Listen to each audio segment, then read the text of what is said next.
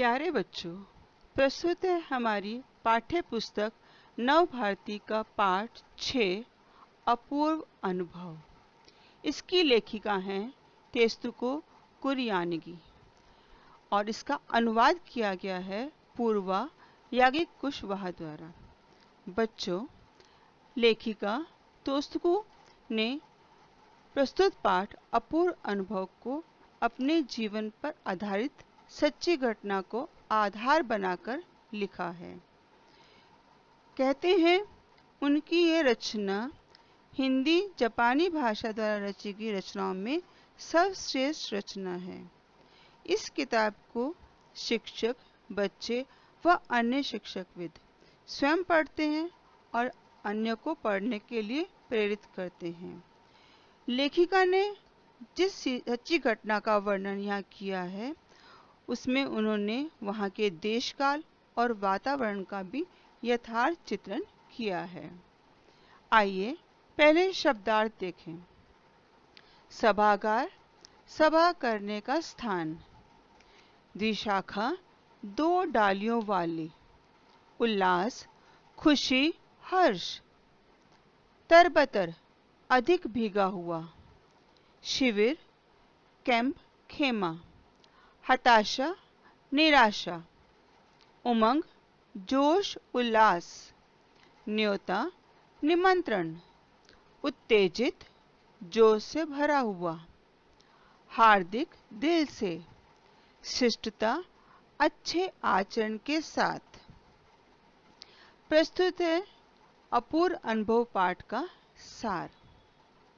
बच्चों, सभागार में शिविर लगने के 2 दिन बाद तोतो-चान के लिए यह दिन बेहद उत्साह से भरा दिन था, क्योंकि इस दिन उसने यासुकी-चान को अपने पेड़ पर चढ़ने का न्योता दिया था। बच्चों, तोमोए वहाँ की जगह का नाम है। वहाँ प्रत्येक बच्चे का बगीचे में अपना अपना एक पेड़ था और उस पेड़ को वो अपनी निजी संपत्ति मानते थे। वहीं पास ही कोहोन बुत्सु जाने वाली सड़क के पास तोतो-चान का बड़ा सा पेड़ था। वो पेड़ सीधा जमीन से 6 फुट ऊपर तक जाकर द्विशाखा में बढ़ जाता था और वहां पहुंचने पर एक आरामदेह झूले के समान एक स्थान था। तोतो-चान अक्सर छुट्टी के समय अथवा खाने की छुट्टी के बाद या विद्यालय के समय के बाद अक्सर वही चढ़ी मिलती थी। बच्चे अपने अपने पेड़ को निजी संपत्ति मानते थे, इसलिए जब किसी दूसरे को उसके पेड़ पर चढ़ना होता था तो वे उससे पूरी शिष्टता से पहले पूछते, माफ कीजिए, क्या मैं अंदर आ जाऊं? शिष्टता दिखाने के बाद ही उन्हें एक दूसरे के पेड़ पर चढ़ने के लिए मौका मिलता था। बच्चों, यासुकी-चान जो उसी विद्यालय का छात्र था जिसे पोलियो था और इसलिए वह ना तो किसी पेड़ पर चढ़ पाता था और ना ही किसी पेड़ को अपनी निजी संपत्ति मानता था। अतः तोतो-चान ने सोचा कि वह उसे अपने पेड़ पर चढ़ने का आमंत्रण दे। उसने यह बात किसी को नहीं बताई थी, क्योंकि अगर यह बात किसी को पता लग जाती या बड़े कोई सुनते तो उन्हें अवश्य डांट पड़ती, क्योंकि उसके लिए यासुकी-चान को पेड़ पर चढ़ाना सरल कार्य नहीं था, क्योंकि यासुकी-चान पोलियो से ग्रस्त था। अतः उसने माँ से यह बात छिपाई और जब वह घर से निकलने लगी तो उसने माँ से कहा कि वह यासुकी-चान के घर देने चोफू जा रही है।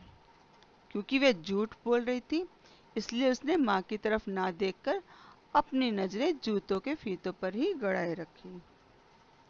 लेकिन जब वह जा रही थी तो रॉकी उसके पीछे पीछे स्टेशन तक आया और उसने उसे बता दिया कि वह आज यासुकी-चान को अपने पेड़ पर चढ़ने के लिए आमंत्रित करने वाली हूँ।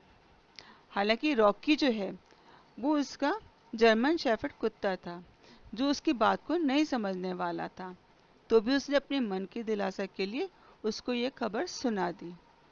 विद्यालय पहुंचकर तोतो-चान यासुकी-चान को अपने पेड़ की ओर ले गई और वहां जाकर उसने क्या किया, चौकीदार के छप्पर से एक सीढ़ी घसीट कर ले आई और उसे तने के सहारे ऐसे लगाया जिससे कि वह द्विशाखा तक आसानी से पहुंच जाए।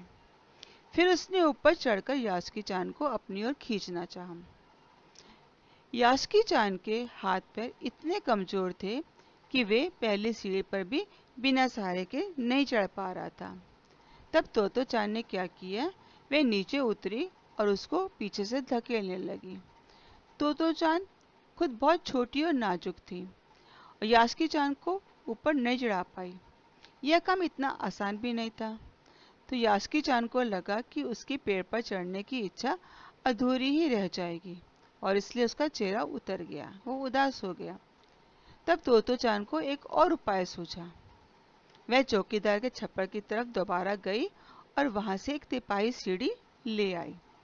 उसने तिपाही सीढ़ी को द्विशाखा पर टिका दिया और जैसे कोई बड़ी बहन कहती है वैसे ही बड़ी बहन की आवाज में उसने कहा, देखो अब डरना मत, यह डगमगाएगी नहीं। यास्की चान ने तिपाही सीढ़ी पर और पसीने से तरबतर तोतो चान को देखा। हालांकि उसे भी काफी पसीना आ रहा था और उसने पेड़ की ओर देखा।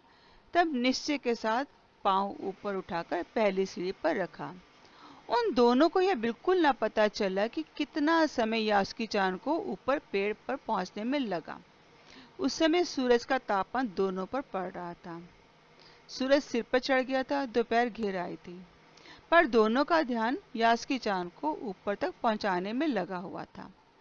आखिरकार उनकी मेहनत रंग लाई और तोतो चान यास्की चान को ऊपर तक पहुंचाने में सफल तो रही, पर अचानक उसे लगा उसकी सारी मेहनत बेकार हो गई है, क्योंकि तोतो चान तो सीढ़ी से छलांग लगाकर द्विशाखा पर पहुंच गई, पर यास्की चान को सीढ़ी से पेड़ तक लाने की कोशिश बेकार गई।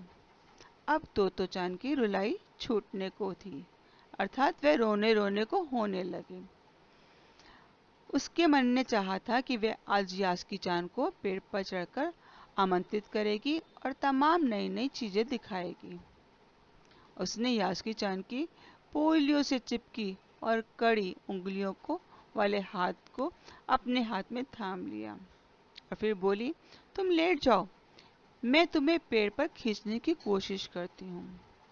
यास्की चान को तोतो चान पर पूरा भरोसा था और वह खुद भी यास्की चान के लिए भारी खतरा उठा रही थी। काफी मेहनत के बाद दोनों पेड़ की शाखा पर थे।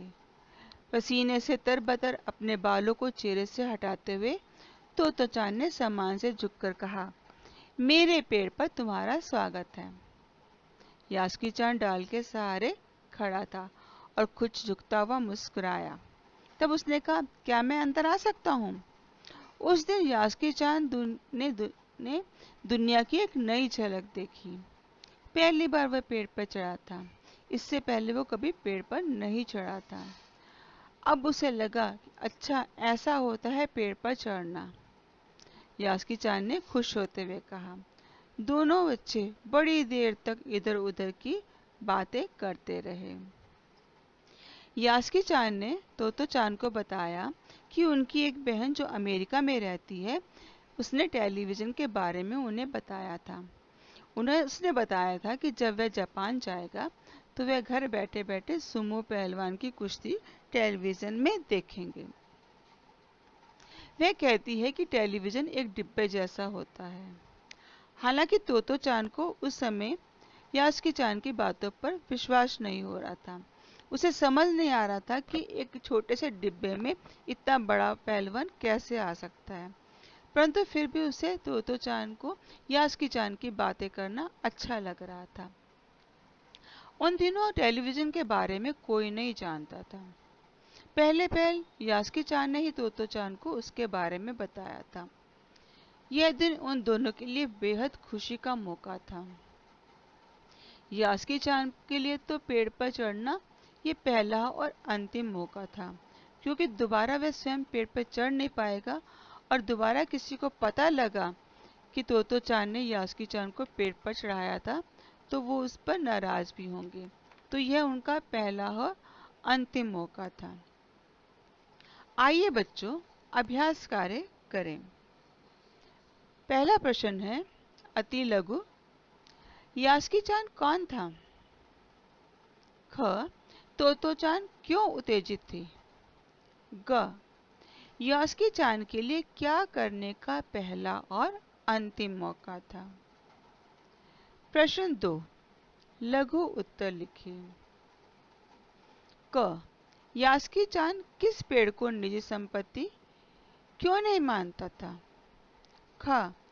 तोतो चान ने मां से क्या झूठ बोला और क्यों?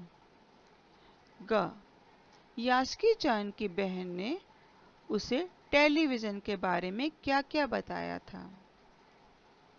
प्रश्न 3, दीर्घ उत्तर लिखिए। बच्चों, दीर्घ प्रश्न के उत्तर कम से कम आप 10 से 12 पंक्तियों में लिखेंगे। पहला प्रश्न इसमें है का पाठ। तोतो चान का पेड़ कहाँ और कैसा था? वह पेड़ पर चढ़कर क्या-क्या करती थी? ख। दोनों बच्चों द्वारा किए गए प्रयास को अपने शब्दों में लिखिए। आशा है आपको ये पाठ समझ में आ गया होगा और आप इसका अभ्यास कार्य अपनी उत्तर पुस्तिका में करेंगे। धन्यवाद।